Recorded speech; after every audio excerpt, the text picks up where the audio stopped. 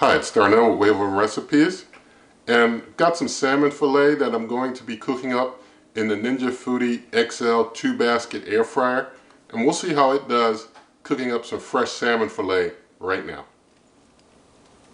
So what I have here is 1 pound of wild-caught sockeye salmon fillet, and what I'm going to do, since it's kind of long, I'm going to go ahead and cut it in half and then put basically half in each basket so that it can lie basically flatter on each of the air fryer baskets.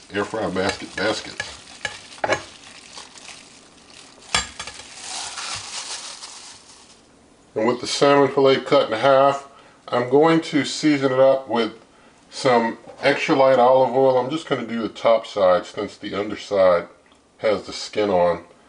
Just going to rub a light coating of oil all over both salmon fillets. Extra light olive oil has a very high smoke point. I'm going to use some Old Bay and some freshly cracked black pepper, so just going to get things seasoned up. And now that things are well seasoned up, I'm going to go ahead and put one in this side like this here. And take the other one, put it right down flat on that side, and both of them do fit nice and flat, having cut things in half. And now I'm going to turn the cooker on, and I'm going to do a match cook so that things cook the same on both sides. And we're going to turn the dial down to roast, and I'm going to bring my temperature down to 350 degrees Fahrenheit. For cooking time, I'm going to start it at 15 minutes. I think I'll check it after 10. It may be, even more than well done after 10, but we'll see. With this basket air fryer, I don't want to try having a meat probe hanging out of there because things stay pretty tightly shut with basket air fryers. So we'll try 350, 15 minutes. I'm going to go ahead and hit start, and we'll let that cook for about 10, and then I'll come check it. Things have been cooking for 5 minutes now, and so I'm going to go ahead and hit the pause and check the temp. We'll check basket 2 over here. Things look pretty good. You can have a look. Their temp is in the 120s. So we're not quite there yet. I guess I'll check the other side too. Now this side is closer. Yeah, this side is the smaller end of the fillet. Yeah, I think this side is done. It looks like side 1 is done. Side 2 probably needs another, in different parts I'm getting different temps.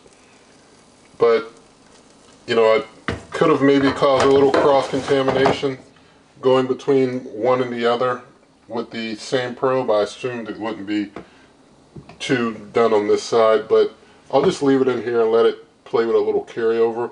But now I only want to do side 2. I don't want side 1 cooking at all, so I'm cutting off the match cook. So I just hit 1 and going to take time down to 0 over here on side 1. Side 2, I'm going to let run for maybe about 3 more minutes and check it in about 3 more minutes.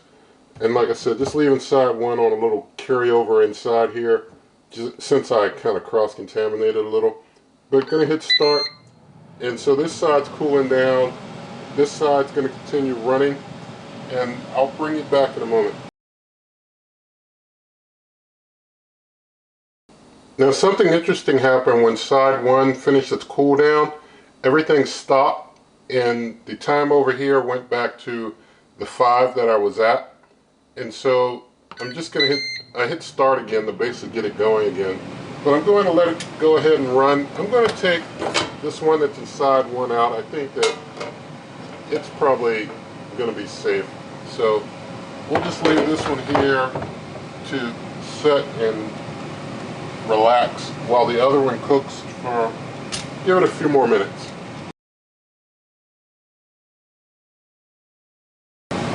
So now side 2 has had 13 minutes total. I'm going to go ahead and hit the pause again, and we're going to check the temp again. It looks good and done.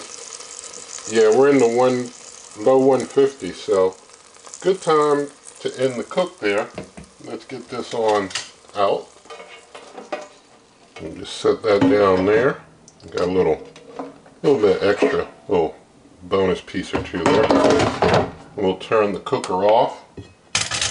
But now you can see the completed salmon fillet. Since the smaller end was resting for a little longer, I'm going to go ahead and cut that for taste testing purposes. And you can just, see kind of in there. Just get a piece off the end here, and we'll do a taste test with that. It's kind of, flaking apart on me a little bit.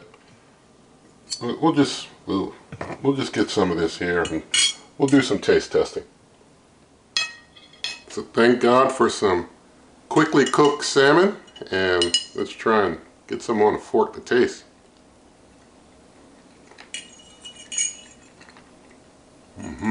Let's get some more.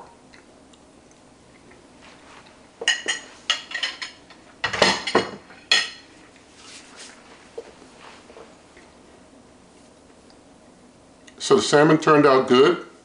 It's moist and it's tasty. It tastes pretty good. So not a lot of time. Got some salmon cooked up. And so that's all good with me, and I hope that's all good with you. And so in the video description you can find ways to help the channel. My cookbook, you can check out my blog, superweightovenrecipes.com. Referral link, pay the same price, help the channel. All that good stuff is there. And also, if you did like this video, please give it a thumbs up. Share the video with a friend, leave your comments, subscribe, hit that notification icon, and good eating.